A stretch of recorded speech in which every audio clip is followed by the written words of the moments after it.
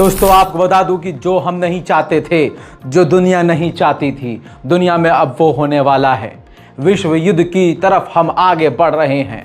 अगर आप मेरी सारी रिपोर्ट्स को देख रहे हैं तो आपका दिमाग समझा रहा होगा आपको कि दुनिया की हालत ख़राब होने वाली है। मिडिल ईस्ट पूरी तरह से आग में झुलस रहा है, तनाव बढ़ता जा रहा है। दोस्तों ऐसे में जिस बंदे की बात मायने रखती है, उस बंदे ने ऐसी बात कह दी है जिसके बाद इस बात की पुष्टि होती है कि हम वर्ल्ड वॉर की तरफ आगे बढ़ रहे हैं। एलन मस्क को कौन नहीं जानता। दोस्तों फ़िलिस्तीन और इजराइल के मुद्दे पर बात करते हुए, ट्विटर के स्पेस पर बात करते हुए एलन मस्क ने साफ कह दिया है कि हम धीरे धीरे वर्ल्ड वॉर 3 की तरफ आगे बढ़ रहे हैं, जो काफ़ी ख़तरनाक है। I think we are sleepwalking our way into World War III.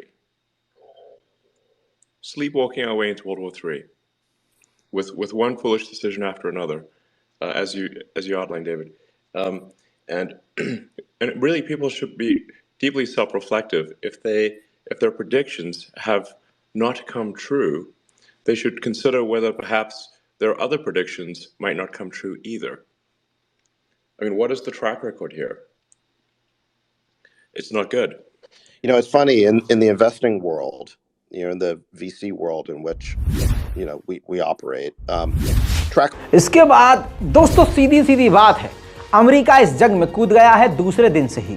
Israel को सबसे खतरनाक हथियार दे रहा है।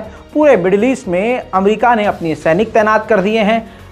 कई अरब देशों में अपने एयर डिफेंस सिस्टम तैनात कर दिए हैं। इजराइल के अंदर उसने अपनी यूएस की मिलिट्री और यूएस के अमेरिकी सेना के सबसे बड़े कमांडोज को भेजा हुआ है, सबसे बड़े कमांडर को भेजा हुआ है, वॉर एक्सपर्ट को भेजा हुआ है। तो आप समझ सकते हैं मामला कितना खतरनाक है। सीरिया से भी हमला हो रहा है, लेबनान से भी हमला हो रहा है, और तो और यमन से भी हमला हो रहा है, और इराक से भी हमला हो रहा है। साथ में इजराइल पर ईरान का भी खतरा मंडरा रहा है। और अगर ईरान डायरेक्ट करता है या ईरान पर डायरेक्ट कोई भी दोनों में से, अमेरिका इजराइल में से हमला करते हैं, तो आप समझ सकते हैं कि ये जो चिंगारी लगी हुई है ये कब आग में बदल जाएगी, किसी को पता भी नहीं चलेगा।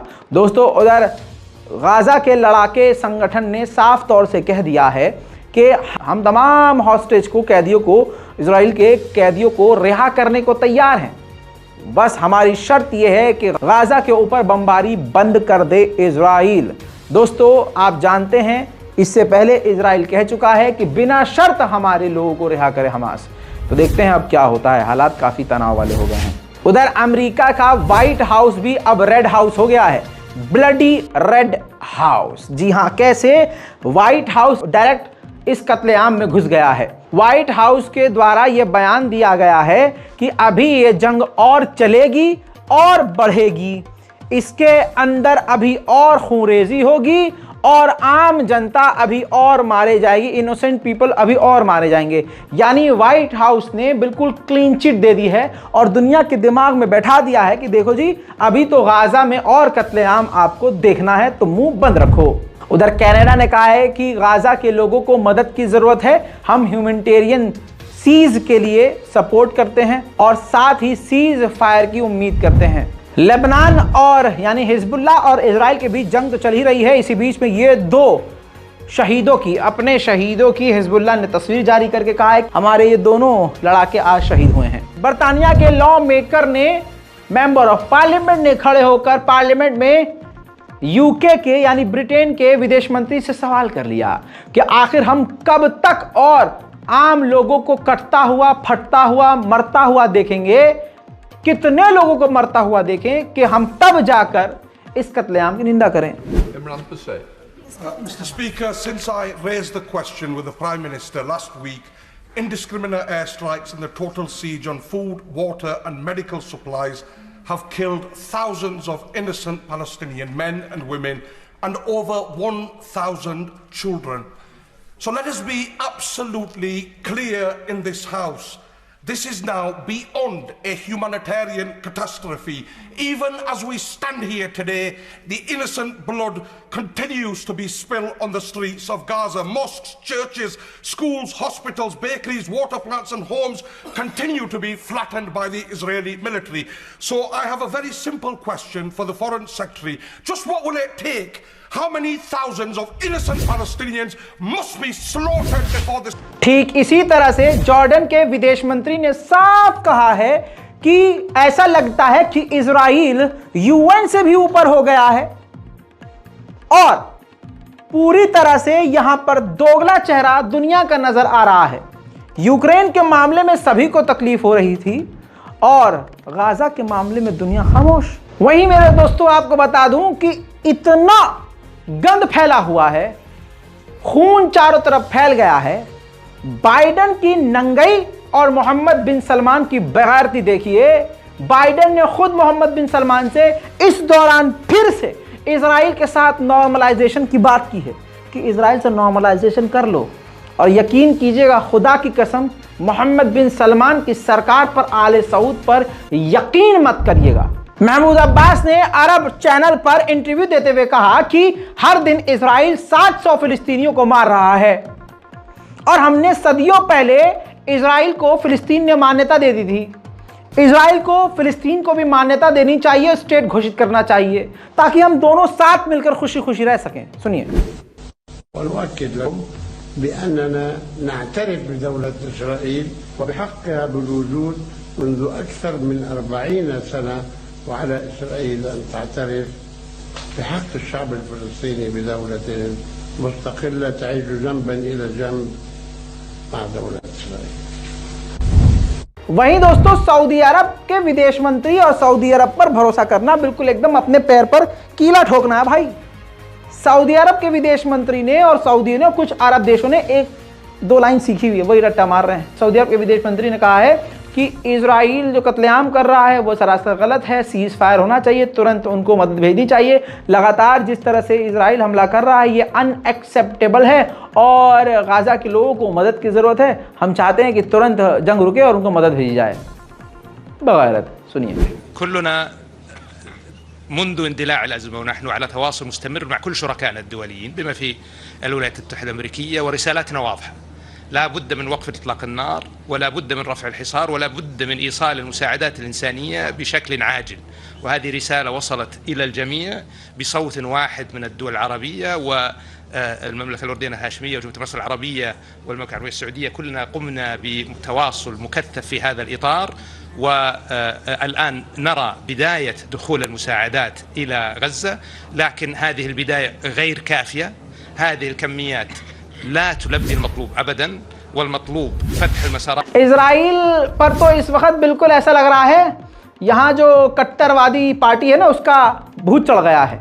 सामने से कत्लेआम मुसलमानों आकर के कह रहे हैं कि हमने आतंकवादियों को मारा है। ठीक बिल्कुल ऐसे ही भाजपा और आरएसएस की नीति। इजराइल के विदेश मंत्री ने कहा है कि हम सिविलियन को मार ही नहीं रहे, हम तो सिर्फ आतंकवादियों को मार रहे हैं।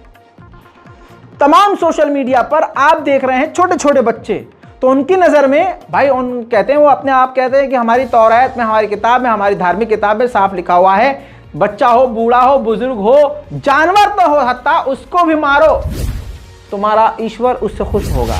इजराइल ने मना कर दिया कि हम कोई भी फ्यूल जाने नहीं देंगे गाजा के अंदर। यूएन की जो संस्था है वहाँ जो काम कर रही है बचाव का, राहत का, उसने कहा कि हमें फ्यूल की ज़रूरत है और अगर आपने फ्यूल नहीं दिया तो हम गाजा के अंदर काम करना बंद कर देंगे। अरे यूएन वालों, वैसे भी तुम्हारी कोई औकात नहीं है। अगर इंसानियत के नाते तुम कुछ काम कर भी रहे हो और वो तुम्हें परेशान कर रहा है तो इतना तो दिमाग लगाओ। इजराइल चाह ही यही रहा है कि यूएन भी निकल जाए, उनको बिल्कुल तनहा छोड़ दिया जाए, चारों तरफ से घेर के मारता रहे। फिर दोस्तों, डेनमार्क में इजराइल के खिलाफ फिलिस्तीन के समर्थन में प्रदर्शन शुरू हो चुका है, वो भी काफी बड़ा।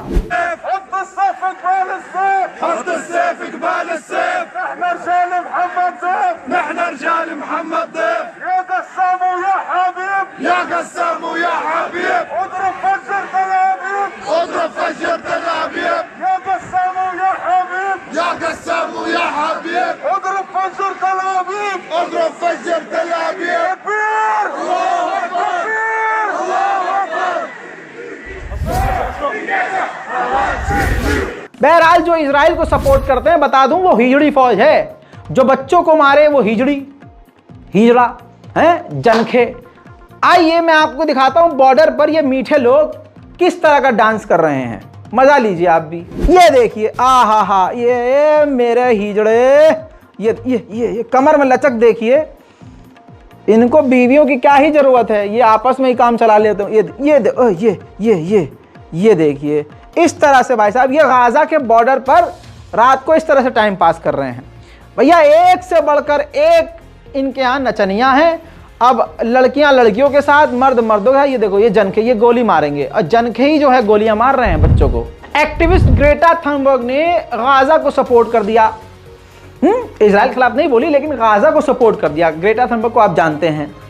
इजराइल की इतनी आग लगी कि जगह में आपको मालूम है कि इजराइल ने अपने स्कूलों के अंदर से चैप्टर में ग्रेटा थनबर्ग का जो चैप्टर था हटा दिया भाई साहब। लीजिए, आपको बता रहा हूं एक और बड़ी खबर। जंग में ऑस्ट्रेलिया, अगर टाइटल पर लिखता अलग से खबर बताता तो आप मजा लेके देखते। इसलिए कहता हूं मेरी रिपोर्ट अगर लंबी भी हुआ करे तो देखा करिए। ज्यादातर ये खबर देने में और ऐसी खबर बताने में हमारी तमाम वीडियोस पर ऐड को ब्लॉक कर दिया जाता है, कभी कभी एज रिस्ट्रिक्शन लगा दिया जाता है, समझ रहे हैं। तो इसीलिए ये URL दिया जाता है आपको, ताकि अगर आप इतनी मोहब्बत दिखा रहे हैं और चाह रहे हैं कि लगातार हम काम करते रहें, 24 घंटे काम कर रहे हैं, तो भैया सपोर्ट जरूरी है आपका।